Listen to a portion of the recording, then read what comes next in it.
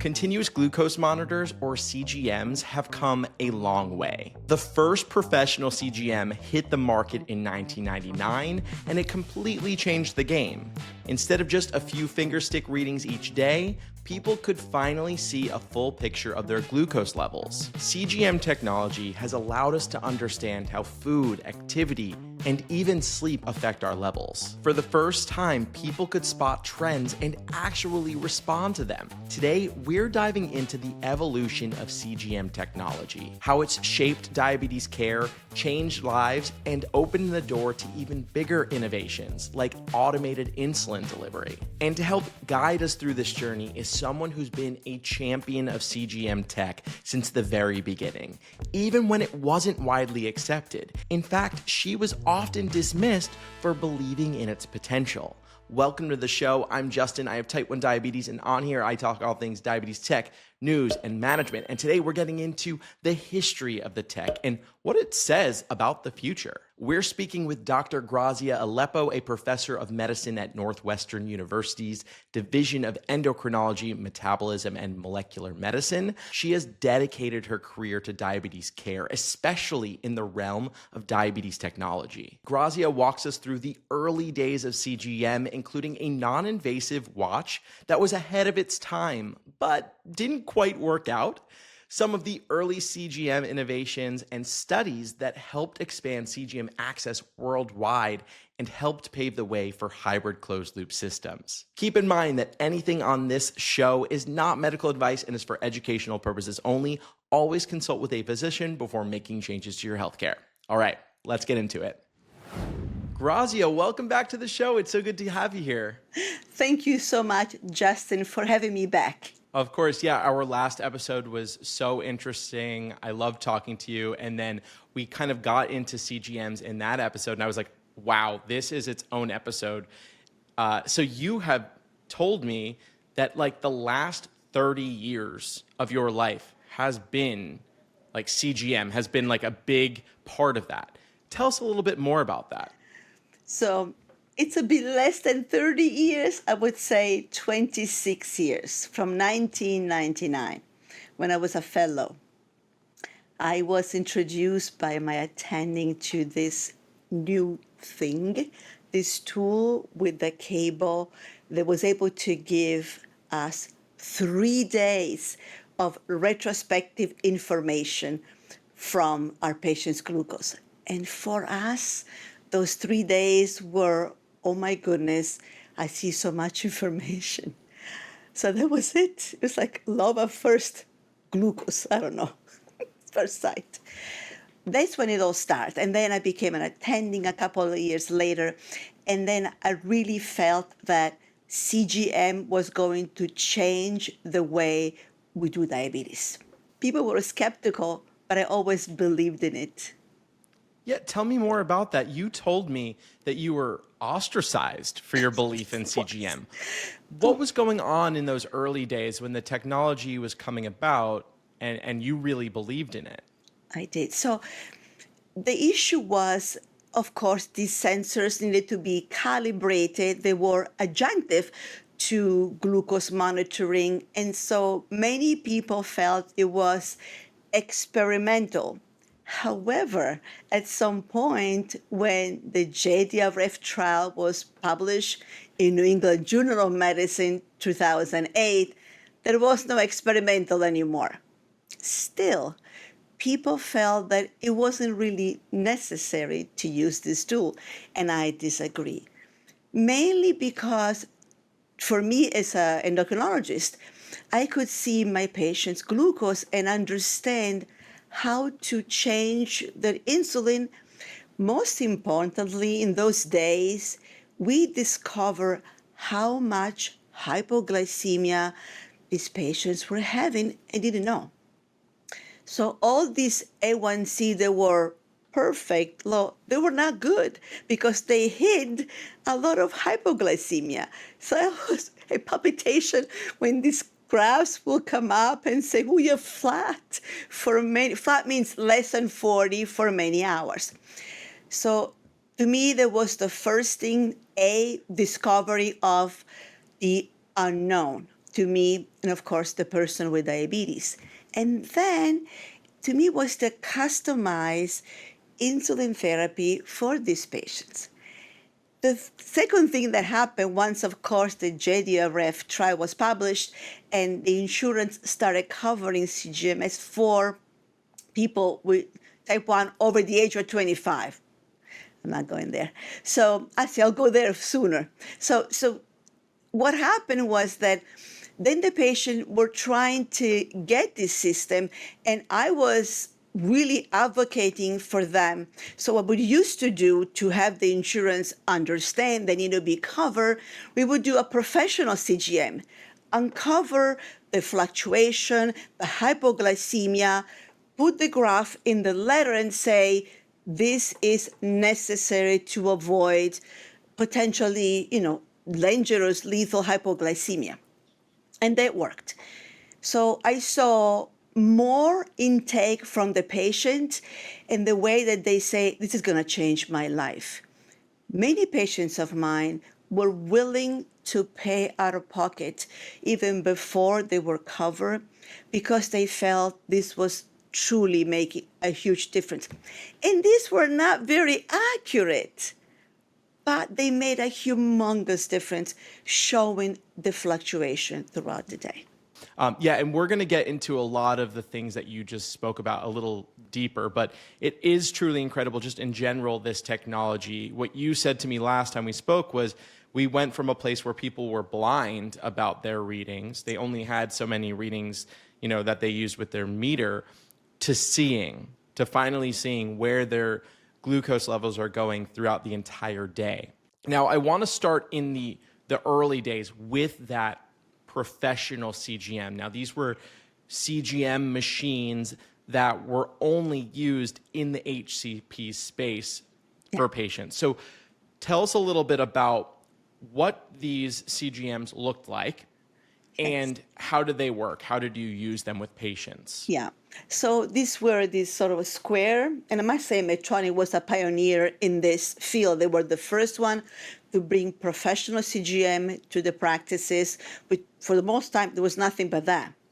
So they had a cable and a sensor, and so the cable was transmitting the information directly to this sort of box, which had some buttons, but no information. There was nothing showing. And then you would plug this machine into a cradle to transfer the information. The patient had to do calibration and enter the number in this or write them down. And so it depends on which generation of CGMS Gold, A Pro, they kept changing. But the important thing was that they kept calibrating. So when I put the machine on the cradle, I would enter the calibration, make sure that they were matching, especially for time. So then the data could be, shown to software, and they would go over with the patient. Now, they had to take a shower with this thing. So we provided the patient a plastic bag provided by the manufacturer that they put on their neck, and they have this thing all over the place. Wow. Now, these were expensive tools. We're talking 2,000 plus per machine. And sometimes the patient decide to cut the cord. So they would bring these two pieces. And I thought, oops, we're out $2,500. But it's okay. We explain, don't cut anything. Just use it. We'll take it out when you come back. So that was the first thing. And those 3 days were magnificent. Well, what was happening in those 3 days? They weren't Yes. getting readings, right? They Nope. would bring it to you and you would see it. So what were you seeing when people came in with these machines? So we wanted to make the experience valuable. So we said to the patient, don't change what you were doing. Go out to dinner, eat your pizza, do your physical activity, just keep a food and activity log so we then can compare what the screen is showing with what you were doing. And if you were stressed, menses, fighting with someone, losing sleep, whatever, just put it in. That really helped because if you just see a graph without an explanation, I don't know what the patient was doing for those 3 days. But the combination of the patient, we sat down with this, we made this paper sort of logbook, and we went hour by hour, to see what the patient was experiencing. And the aha moment was mostly for the hypoglycemia. So nowadays, if for us, it's like unthinkable. People don't know when they're hypoglycemic because these things beep at you everywhere, right? So what we found that was incredible for us is the amount of unrecognized hypoglycemia and hypoglycemia unawareness. We were trying to get our patient to an A1C of 7, 6.5, as close as possible to normal, if you wish. But we were causing, if you will, some hypoglycemia in our zeal to keep our patients under control. So the patients saw this incredible amount of hypoglycemia, realize they don't feel their lows, and then they realize what kind of fluctuations these meals will cause. We learned about Cheerios, oatmeal, pizza, bagels, and it's not to be belittling the patient, it's just to say, when you eat this food, you need to bolus this way. So that was huge also for me. I didn't know that, right? So I learned, the patient learned, and they said usually, can I have something like this to use at home? Well, initially there was nothing to use at home. This episode is sponsored by Omnipod. As someone with T1D and with an incredibly active lifestyle, it's important for me not to get tied up, especially with tubes on my insulin pump. I love to go swimming, lift weights, and play kickball with friends. And with Omnipod 5, I never have to worry about tubes getting in the way. Plus, not having to disconnect helps me to stay in range during all of my favorite physical activities. That includes sexy time too. See if you're eligible for a 10-day trial by visiting omnipod.com/diabetic. On there, you'll see full safety and risk information and trial terms. That's omnipod.com/diabetic. I actually got a chance to see the MiniMed CGM, that first one that was the professional one. I went to Medtronic headquarters in Los Angeles and I did a whole video on like the evolution of diabetes tech. And it was so cool to see this. And I mean, we have come so far. The fact that I'm wearing this tiny little thing on my arm, but used to wear this, it was a beeper with the wire coming out and then a pretty big strand that was the sensor that was also very hard. And then I saw the cradle too, where you charged it and I guess, transfer data. So it's cool to hear it from you about how it was being used. Now, what I also saw there was this watch that was a non-invasive glucose monitor. So we had something like that was being developed or came out roughly around 2001, and that was called the GlucoWatch. Tell me about the GlucoWatch, and also I know that it didn't it kind of failed. Yes, it did. What happened? So, we were looking for something for patient to use. Anything that would coming up, we'll grab it. So here comes this watch that you put on that has these two electrodes, and people wear on the wrist, and it was sort of was iontophoresis, which means that the sweat will come up and sort of create this current, but that will cause heat. And so they were seeing the glucose, but if you go from car to outside, it would have to wait and then reassess itself and show the number. But then people had burns in their wrist, irritation. And then it was very, unstable. So it didn't give you really data all the time. So that's why it didn't go anywhere. Did anyone have success with it? Were there people out there who loved it? So I know that in our practice, we were the first in Illinois to use, and we had 6 patients on it. And at the end of the 1 month, they say, can you take this back? Because they were burning, they were hurting. Wow. So we thought, okay, we try. So what comes after that? That was, I believe, 2003 is when the first person was clinically approved to wear the GlucoWatch. What comes after that? So after that came the Medtronic Guardian. There were 2 versions. One just had a simple beep that asked you to check your glucose. It would tell you you might have low or high, but no numbers. Then the Guardian RT came in. this sort of battery that looked like a pear, but it was flat, and you attach that to the stomach, a little cable maybe this long with attach the sensor. It was a transmitter, and then the big sensor in this skin, and then this sort of big pager, which was the wireless version of the CGM Gold. Yeah, I also saw this at Medtronic headquarters too. So yeah, it looked very similar to the one that was professional, except for the first time this sensor was wireless. It had a little Yes. long wire with a transmitter Yeah. on it, and then it wirelessly transmitted readings to that device. So people were using it. That was a consumer device from MiniMed, Yes. now Medtronic. Of course, it wasn't covered by the insurance, but some of my patients actually used it. And they, for them, remember, they had to be all calibrated several times a day because it wasn't adjunctive. Nevertheless, they were able to actually see.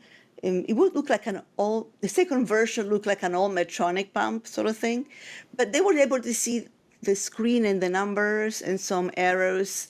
So there Wow. was, of course, the screen was black and white, but still, from nothing to see you have an error going up or down, 2 or 3, whatever the machine showed, it was better than nothing. Yeah, and just to explain to people if they don't know, when you're saying adjunctive, it means that these systems required the use of glucose meters in order to operate them. And there comes a time where we are today where they don't need to be an adjunctive, and there were some pivotal studies that allowed for that, which we'll get into, but we've still got a little more ways to go before that. So you've got Medtronic come out with these devices. Where or when do Abbott and Dexcom come into all of this? Yeah. The first Dexcom was the STS, so short term sensor, 3-day duration in 2006, I believe. And of course, didn't need to be calibrated twice a day, a 2-hour warm up time, 3 days of data. Accuracy, not so good. But remember, in those days, our patients were thinking, to dose for insulin, I'll check my glucose, but I see what is going on in the meantime. The And then, trends are so important. They're but more that's the important than the thing. number. Yes. And so we were trying to tell our patient, try to be in the zone between the two alarms number, or try to see which way you're going so you can predict if you need to eat something, take a dose of insulin, or sort of figure out what to do with the next meal. So then the Navigator was approved, I think 2007, 2006, something like this. And so it was a bit of a different sort of sensor. It had 5 hours, I believe, or 10 hours warm up time. So that it was 5-day duration. That's what it was. And so it was a very large sensor that in some people caused quite a bit of bleeding because, it was this big needle coming in. And the one thing that people liked, it was showing some trends, arrows, alarms. But because of the 10-hour warm-up time, at 10 hours, they had to wake up if they were sleeping and check the sugars so the machine could get going. Wow. Then the Dexcom 7 came out, and it had this interesting sort of oval, like football shape receiver. And you had to keep this close, 5 feet, otherwise it wouldn't get any information. Yet, having this thing in your pocket, sometimes there's this company, they make up all these containers for pumps. So all these oval things came out, so people can put them in there and put them in their waist or something. And so they were 7 days. Fantastic. The longest Yeah. duration since at that time. What year So is that was this, roughly? 2000, let me see, 6, 7? It must have been Okay. 7 because that's when the JDRS study started. So they had Medtronic, and they had the 7, and then they had the Freestyle Navigator. So then we were knowing these systems were being developed, and every time the companies would say more accurate, of course, with caution, we're talking 20% error, 15%. Now, What were you seeing with patients using these devices? How were they improving patient lives? So this is a very good question. Thank you, Justin, because I saw both the improvement and the frustration. So, if you don't know you have a high glucose or a low glucose, you just don't know. But now you know. So there is, people are happy because they can see what's happening, prevent the low, which, people who have diabetes are terrified of hypoglycemia, justifiably so, because you don't want to pass out, right? But then came okay, this machine is beeping all the time. It's interfering with my life. I feel I'm failing because I have high glucose. I never thought I had high glucose. My A1C was 6.3. Why do I have high glucose? So I explained to the patient, it's okay. The fluctuation was always there. You just didn't see it, right? And so there was this alarm fatigue. Before we couldn't shut it off, so it was there all the time. So some people turned them off, which made us say, why you're turning them off. So you saw two behavior. The most was relief of knowing that they could go to sleep and this thing will wake them up, or just knowing that something is I'm going to be safer because of this machine alerting me. Now, would you say that because all of these devices were around and people could use them and get better results, were there new standards coming from this? Like people were like, yeah, my A1C is this. I thought I had good levels and they actually didn't. Does that mean that the standards we were at before these actually could come down now? What was the A1C target? Actually, it was the opposite. Okay. Because very often when you correct the hypo, the A1C went up. So let me explain. We had this patient in the 5.6, 5.7 A1C. They did not know they had a ton of lows. So now we eliminate or decrease the lows, and the A1C goes up because A1C is an average. Okay, which I guess is healthier. Yeah, but they were Yes. upset. Yeah, so like if you're always low, it will bring your A1C down, but that's not always good. So that's interesting. So you saw higher A1Cs, but healthier A1Cs, you'd Yes. think. So there were a couple of things. One is to educate the patient, explain to them, you've done nothing wrong, you're doing better than before. So encourage them always. But also educate us, our fellow, the colleagues, that you would see this. And it's okay, because now you have a patient that is a safer patient and more reliable A1C. There was no time in range before, none of that, no GMI, nothing. So, but we need to understand patients were getting better because the overall glucose fluctuation variability was better. Yeah. Was there any patient's story that struck you during this time of, using this type of device for the first time and seeing this stuff? Yes, I had a patient of mine who was a wonderful artist, actually, a painter, an artist, fantastic.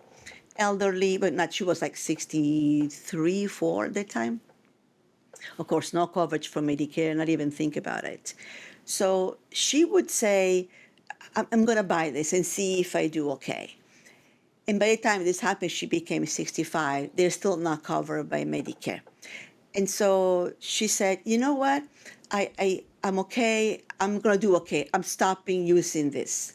And of course comes the paramedics, the emergency room, and her daughter say, I'll buy for you.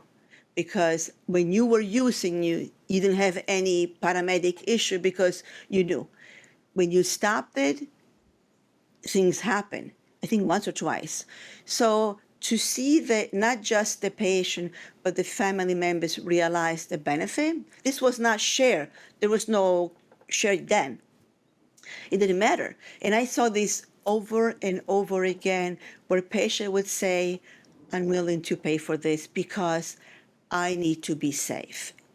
I haven't seen this before, honestly, in my career, the desire to, must you say not desire, the willingness to spend so much money because that made such a big difference in somebody's life. It's actually moving. You have family members, spouses, parents.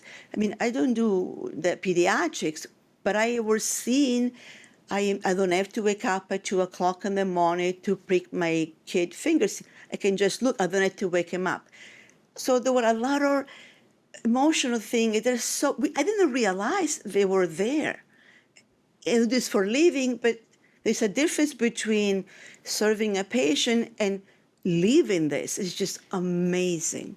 So at the time before this technology was widely being used, was it just a thing that a lot of people with diabetes would end up in the hospital because they didn't know they were in DKA or they were low for so long they passed out? That was just a fact of life? Yeah, big time. So it is difficult to quantify, but there are now plenty of data of the decrease of hypoglycemia admission, hyperglycemia admission. Now, as physicians, we knew that. But to prove in large scale, we had to wait a little while until this became more widely used. But also remember, very often when people have a low glucose and the paramedics come in, they don't want to go to the hospital because they feel better and they're fine. So it's under recognized, but I do know for a fact that in my practice, people were relieved that they could avoid that trauma. I mean, if you have a CGM and it screams at you and you get to the glucose before you pass out, it's one thing. But when the family witnesses a seizure, when the patient feels bad about themselves, they're traumatized, they're freaking out about lows, so they actually regress, they don't progress. And I think that CGM made a huge impact, even if it wasn't so accurate. Yeah. Now, you've touched on it a few times of how people needed to pay for these things because there wasn't coverage yet. And I know an important part of your story was proving that this technology was a medical necessity for treating diabetes. So tell me about the work that happened in 2008 with the JDRF study. What did that do? And were you involved in that? I wasn't yet. I was Okay. involved in another study we'll talk about later.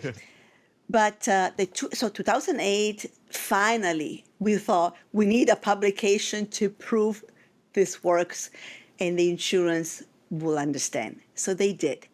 The New England Journal, it was a fantastic study by JDRF, so no company sponsor. They used the 3 available sensors then, and so you cannot say it's a biased study. And so by then, they saw there was a 0.5 decrease in A1C for 25 and older. And so they covered those. And so they became fantastic. So if one company would cover it, the other wouldn't. We'll put the paper in the letter, show the data, and just push. And then they really started covering. So if you were 23 and a half, it was a bit difficult. So they waited a bit longer to cover for that.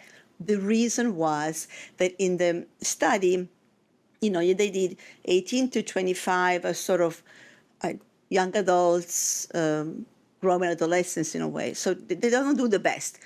Because so much challenges, they go to college, then you have your first job. So that was not the best results.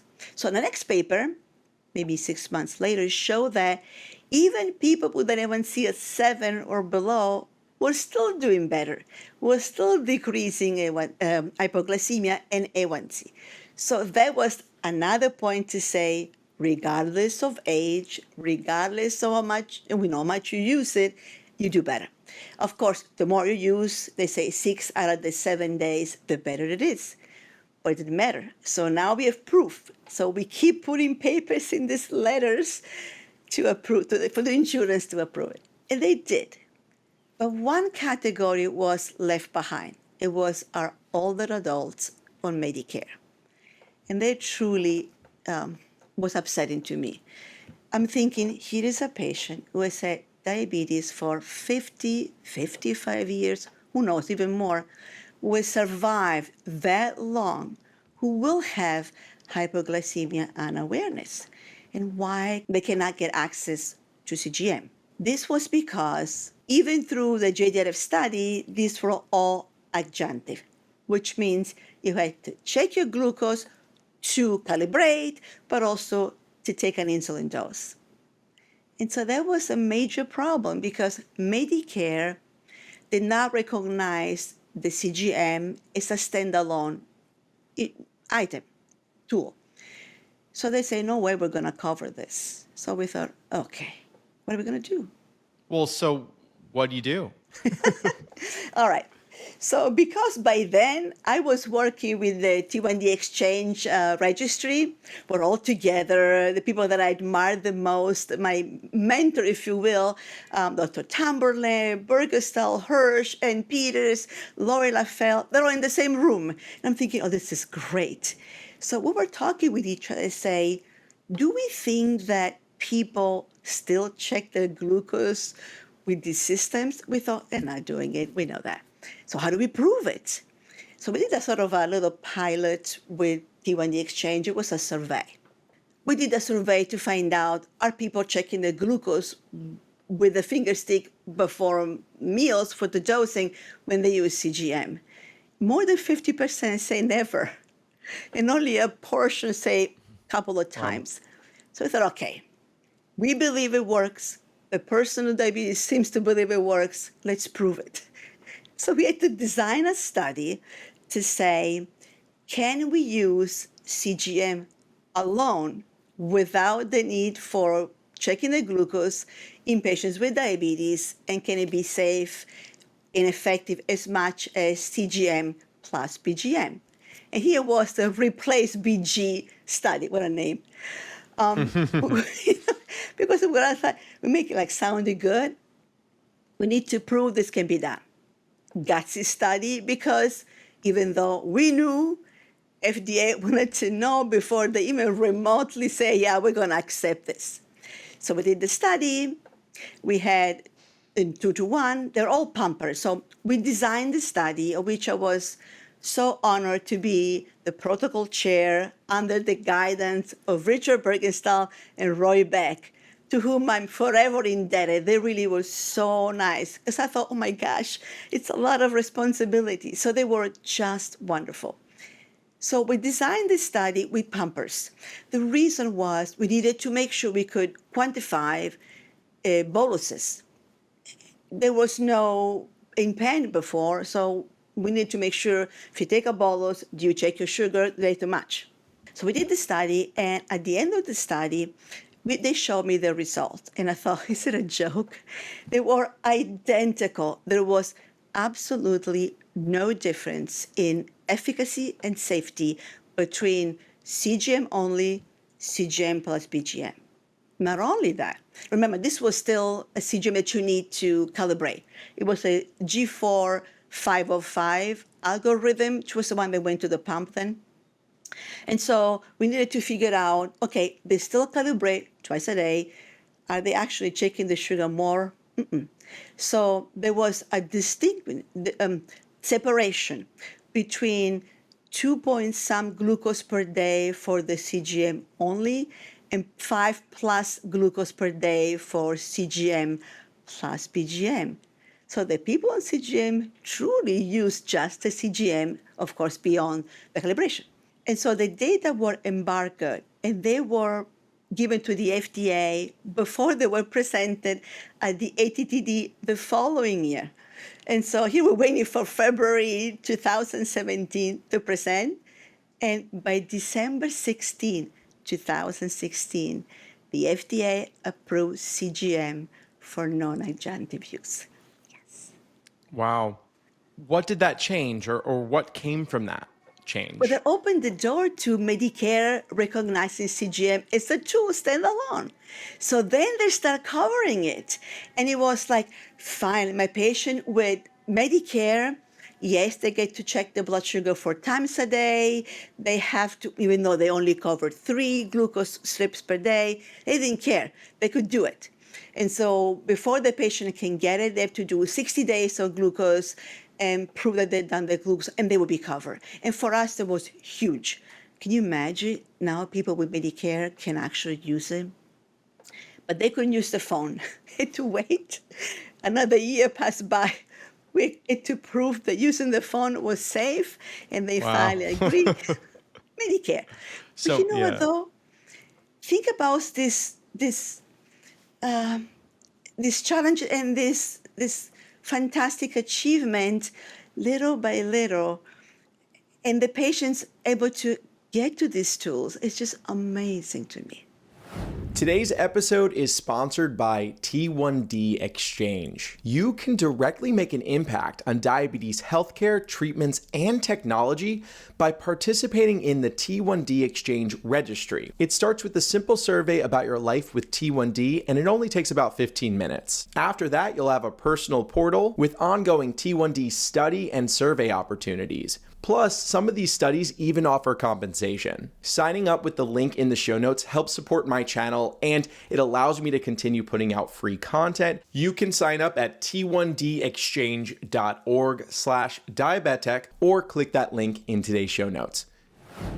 Yeah, did you ever think, early on, just how integral CGM readings would become when it comes to like automated insulin delivery? Where we are today, all of these pumps are connected to CGMs, relying on that information and automating insulin every 5 minutes. Like, was that something you saw? You were like, this is going to happen. Like, how does it So feel to see that? Like, yeah, again, I get what's so that journey? excited. I move my hands more because this truly, I am so excited to be part of this part of my career and be there to witness.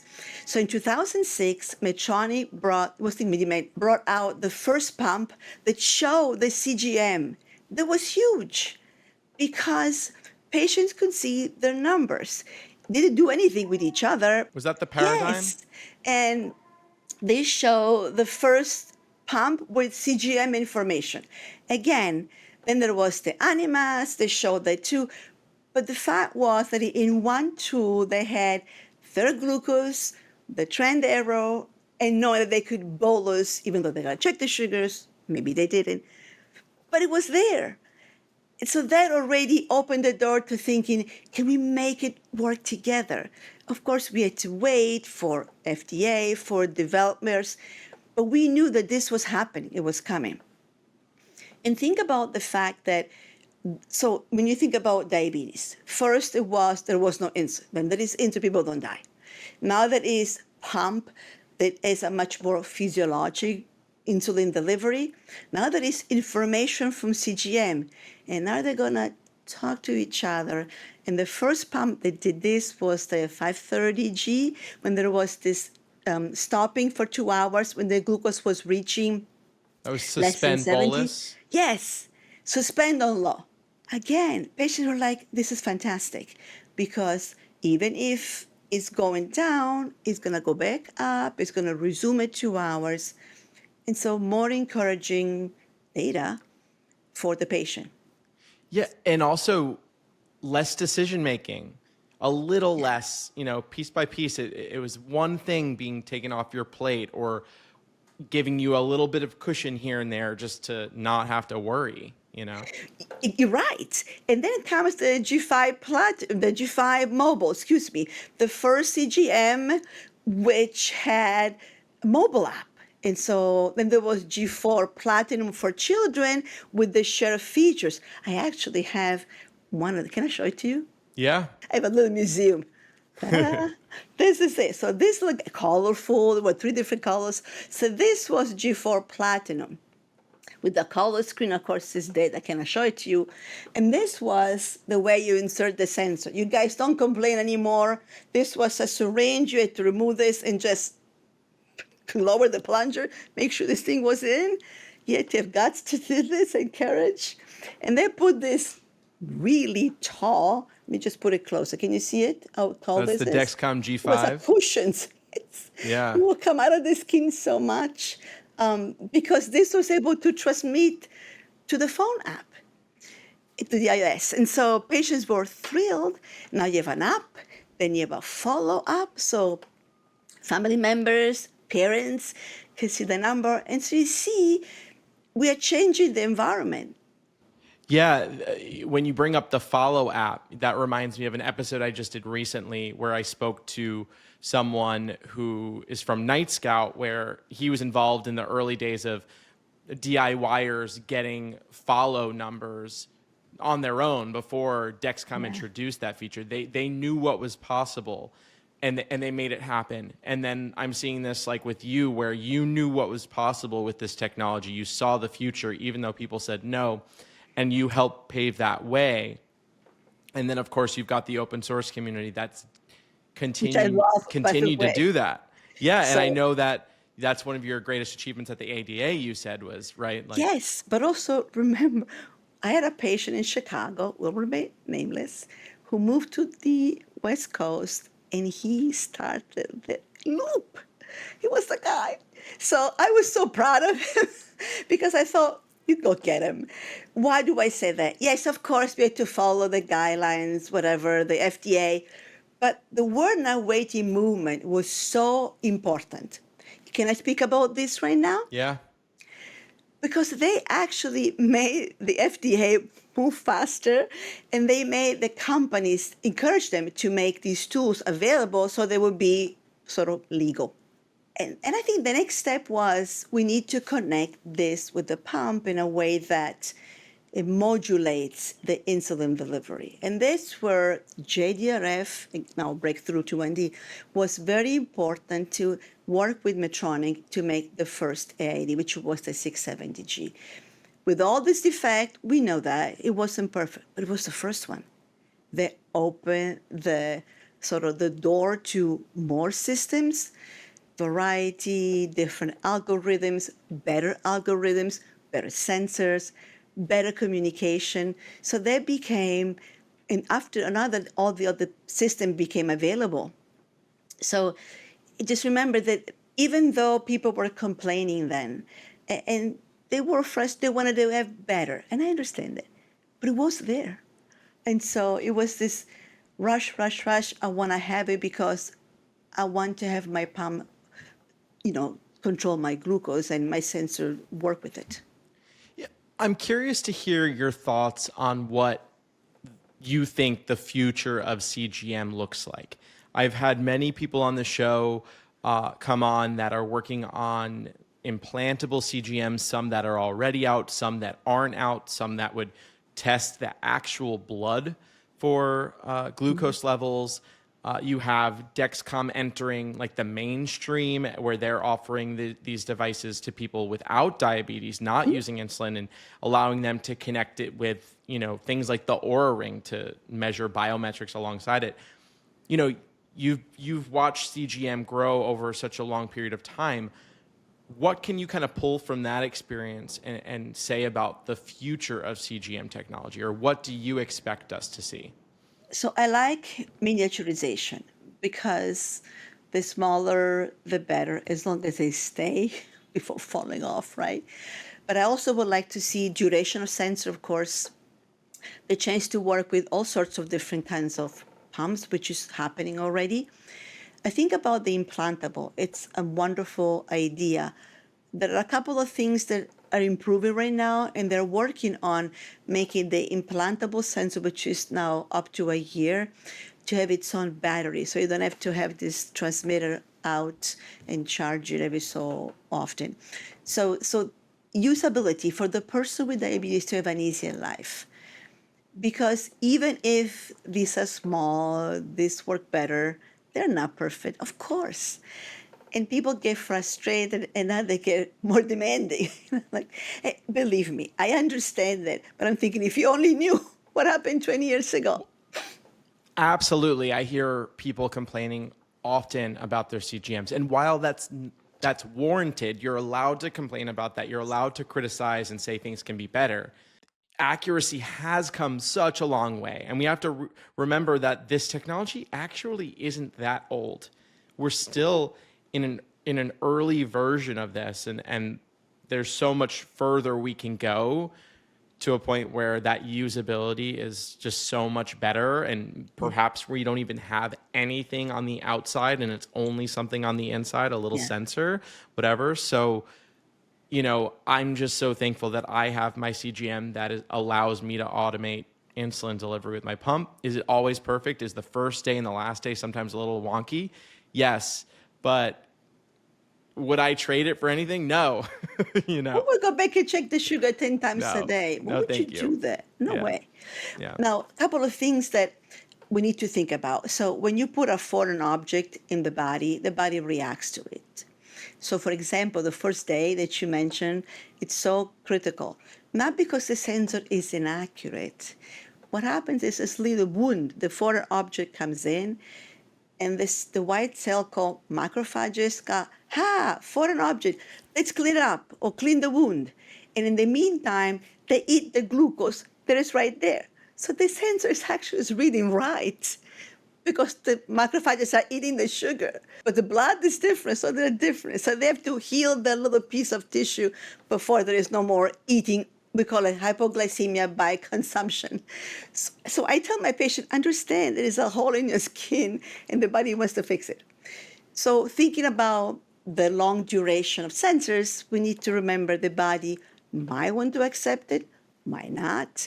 So that's where the research is going to say, how can we introduce something that lasts how many weeks, whatever, and have no scar reaction that precludes you can use it other places or again.